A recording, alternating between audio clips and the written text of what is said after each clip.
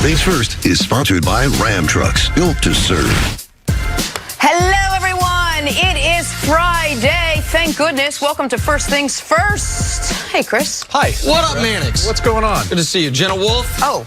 Good to see you. Kevin Wiles completing your first official week. Oh, thanks, Nick. Last week was like a little trial. Yeah, it's like how they start kindergarten. They can't give you a full week. So this is your first full week? Take a nap. What say you? Anything? Any words of wonderful wisdom after one whole week under your belt? Oh, sure. When you look at what the Warriors are doing, I actually wonder, are they trying to win the game or are they trying to get the lottery? We're going to get to that, and we're going to get to some other... Maybe it's because we're not seeing Weissman, and if we saw Weissman play, they would say, like, hey...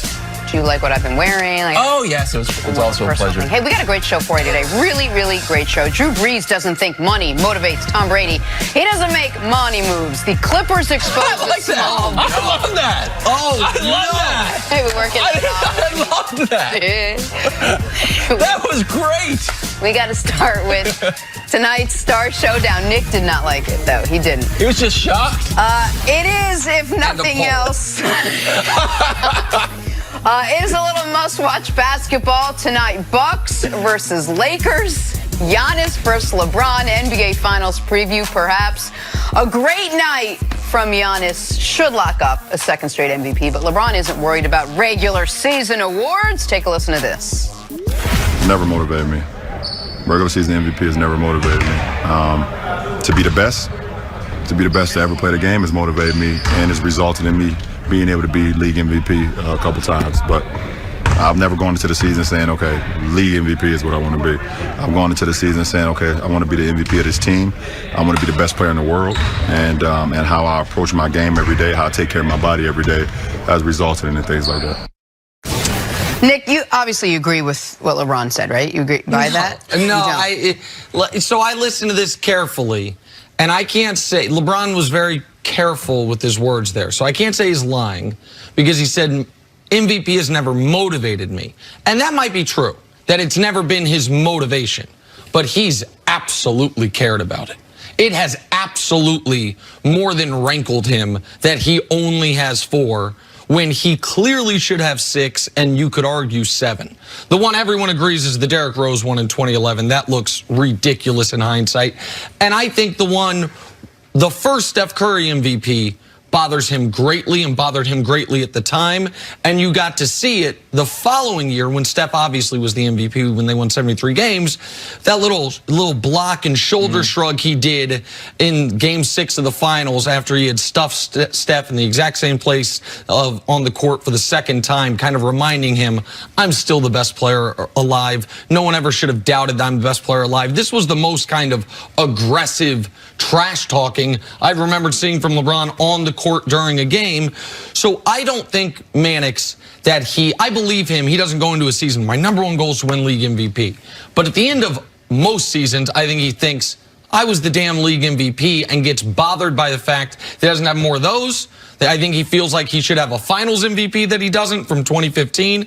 And I know he feels like he should have a defensive player of the year that he doesn't in 2013. So those things, he does care about those things. Maybe it's not his prime motivation. Yeah, I think he's motivated by it. And look, he went into this season effectively motivated by Twitter trolls and pundits. Like he was out there using... You were one of the pundits. No, not that much. King. You came up with it. I did. Yes, it was. I trademarked it. I don't know why he's still using it.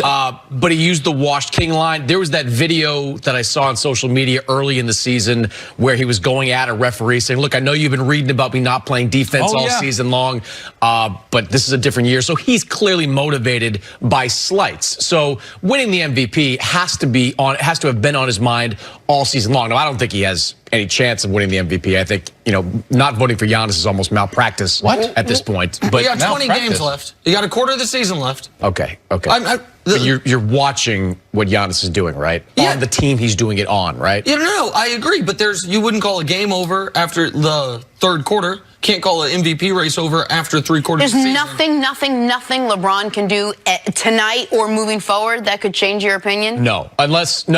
Even if Giannis falls off and LeBron takes off? There's got to be something. If Giannis falls off a cliff and has the worst 20-game stretch of his career and the Bucks lose like 18 of them. So you're saying there's a chance. There's a chance, but he's the guy. What if for you, Nick, if LeBron started playing like Tatum-esque Oh, Christ.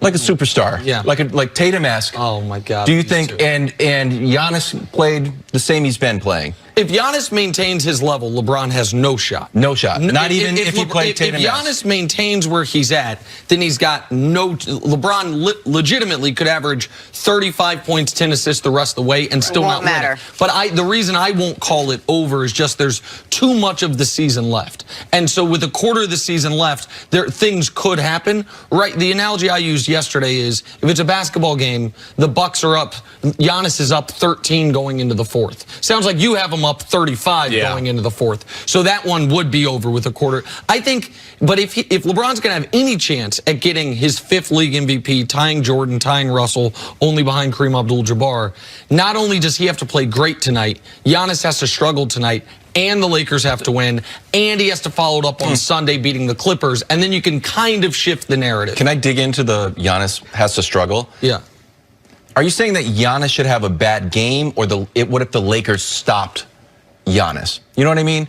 Not that it's like, oh, Giannis is just missing shots versus the Lakers are doing a great job stopping Giannis. Yeah, well, because Giannis doesn't take a lot of shots, I think if he has a bad game, it means he got stopped. It means they found a way to stop him at the rim. It's not like James Harden, who I know we're going to talk about shortly, who some nights just can't make a shot. If Giannis doesn't have a great game, it almost always means it's because Bam Adebayo played out of his mind and slowed him down. It's because Anthony Davis would be stopping him at the rim tonight. That's the only way Giannis has a bad game. He doesn't self-inflict bad games because nearly everything he does is at the rim. And look, this you can make, with or without the MVP, you can make the argument that this is one of LeBron's finest seasons this year. When you factor everything in, the age, the injury at the end of last season, coming to back to a team that had 8 new players on the roster and stitching it together in the way that he did. I was out in LA for about a week kind of writing a little bit about this, and you know, just digging into kind of LeBron's leadership with this group, how he kind of organizes trips on the road, how how helps this team bond and kind of supercharge the chemistry with this group. All those things factor in to make this an incredible season overall for LeBron. Even if he doesn't win the MVP, he's just done some remarkable things this year. All right, we got to take a little pause. I pulled an absolute all-nighter last night. Not since college have I done that. All in an effort to bring you the best of the night. Starting with best return of the night. After missing 58 games, Steph Curry returned to the Warriors lineup, dropped 23, 7, and 7, guys. So it was great to see Steph back. I'm not quite sure the reason for the minutes restriction. Had they pulled... What did he give you, 27 last night? 27 minutes? Yeah, 27 minutes. Hold him out in the fourth. Yeah, I mean, maybe they can pull off a nice home win against the defending champs if they don't... What? That's ridiculous? No, I don't know. Are they trying to win? Mannix, are they trying to win games here? Yeah. I don't think they care because the new lottery rules have changed everything when it comes to tanking. All right, on to the poster of the night. Kawhi showcasing the handles and then dunking all over Robert Covington. This was Kawhi's biggest highlight of the night. In real time, I couldn't believe he made it. I thought he clearly got fouled. I thought he was going to go to line for 2, and then it's an and 1. The whole Clippers were great defensively early. The Rockets obviously played terribly. We'll get into it. But this was his best highlight. He might need a week off after just that highlight. He got to play Sunday. He's got to play Sunday now. Nick giving Kawhi Leonard credit for something? It's been happening this week. Where it's due. They're in a good stretch. They're in a good stretch. On to the heads-up play tonight. Will Barton throwing it off the defender's back for the easy dunk. Favorite play. Happens about 10 times a year. And by the way, it's 96-94. There's a couple minutes left in a game the Nuggets ended up winning on a last-second jump shot by Jamal Murray. It was a critical play. They needed it. Look at the time score situation there. That's a ballsy play in that spot of the game. Why? It's not that difficult. Because if it goes wrong, it doesn't go wrong. If the guy turns 30 degrees, it goes sideways. Rarely does it go wrong. Okay. No, it does. It works more than anything. I don't really understand that whole defensive idea. All right, on to this is the almost dunk of the night. This is Russell Westbrook, and this is the denial by the rim. You know what? If we ever do a Russ is getting old Is that the highlight you're going to show? This will be the first one they show. I'm sorry. You know what, Mannix? This is the life and the metaphor for. Jason Tatum's quest to be a true superstar. Oh, it looks like he's going to do it. He's so close. This close. At 22 years old, let's close the book on Jason Tatum. Oh, no. It's just never going to be a true superstar.